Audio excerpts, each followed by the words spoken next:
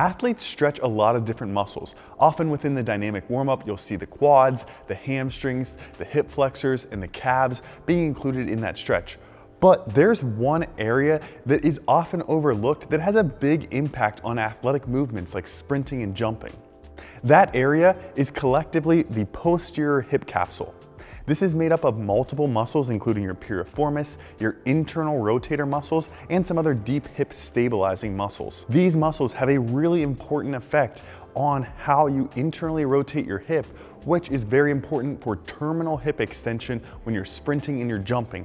So in this video, we're going to talk about how you can address posterior hip capsule tightness, which is a common movement deficiency for a lot of athletes, and cleaning it up will help you sprint better and jump better. Let's go ahead and dive right into it. Having mobility in your posterior hip capsule is required for efficient change of direction. Restrictions in your posterior capsule and therefore in hip internal rotation can cause movements like change of direction, sprinting, and jumping, as well as deep squatting to feel off and less powerful.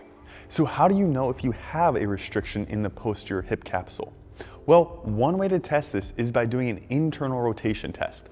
The very most basic example of this is just standing forward, marching your knee up to 90 degrees, and then focusing on taking your leg out to the side without lifting up your hip. If your leg won't go out to the side very much, then that's a good indication that you're lacking hip internal rotation. What we want to see is the ability to bring the knee up and then also be able to turn that leg out to the side at least 15 to 20 degrees without hiking the hip up. So being able to take that knee up, rotate out to the side, and as you can see, I actually have a little bit of this limitation myself, and it's something that I'm working on. So maybe you have some tightness or restriction that's causing you to be unable to internally rotate that hip, or maybe you have some of that motion, but you just don't have good control of it, which is leading to a little bit of discomfort and instability in deep squatting positions and change of direction movements that involve internal rotation. In that case, we can still work on these same stretches and mobilizations to help you improve that movement. The first way that we can address this is with just a basic posterior hip capsule stretch. Something like a pigeon stretch is a good starting point to get into that posterior hip capsule. When you're doing this movement, you want to slowly sink your hips back and allow your knee to come across midline. This is a really good exercise to start to find some length and mobility through that posterior hip capsule.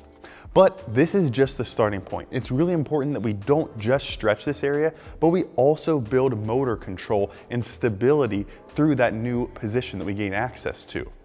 I learned a lot of the biomechanics of the hip and the movements I'm going to show you today from the Optimized Physical Therapy and Performance crew out in Las Vegas, working with a bunch of NFL athletes. So we'll show you some of them doing some of these drills.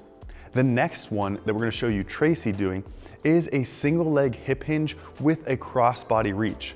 This is a particularly good movement for stretching the posterior hip capsule because we're going to get length out of the posterior hip in two different ways. Number one is by flexing at the hip by rotating the pelvis forward on a stable femur position. So that femur is going to be stable because our foot is down into the ground, and then we're going to be rotating the hip forward. That's going to start to get some length out of that posterior hip capsule. Then to further find length in this posterior hip capsule, we're going to reach across the body. That rotating and reaching across the body is going to help us find even more length in that posterior hip capsule. One of the reasons this drill works so well is that we're learning how to adjust the position of the femur in the hip capsule.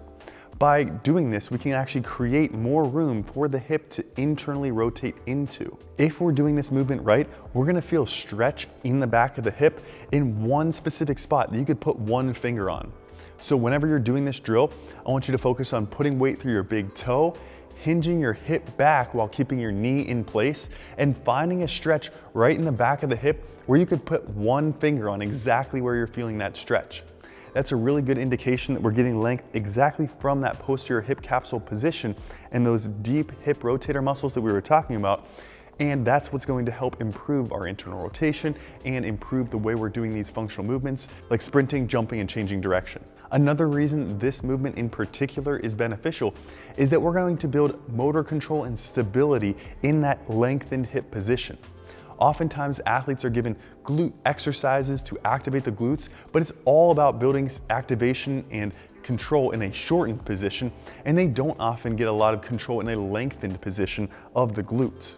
So if we can build stability in that lengthened position, or what we call an eccentric orientation of the glutes in the posterior hip capsule, that's going to again translate to more functional hip mechanics and better mobility through hip internal rotation. All right, and then I'm gonna give you guys one more movement to really reinforce getting a strong and mobile posterior hip capsule, and that is a split squat with a crossbody reach. I really like doing this with a medicine ball or a weight, and as you're going down into a split squat position, reaching towards that hip with the bent knee.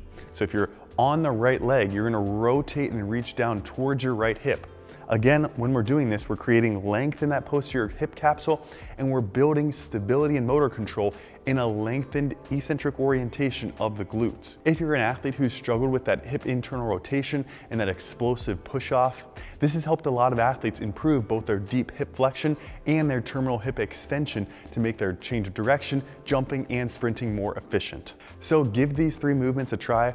Number 1 is that pigeon stretch, number 2 is that crossbody RDL, and then number 3 is that split squat with that crossbody reach, and you'll probably find that your hip mobility improves, your strength and your stability improves, and you feel a lot more confident changing direction and getting into those deep rotation positions of your hip.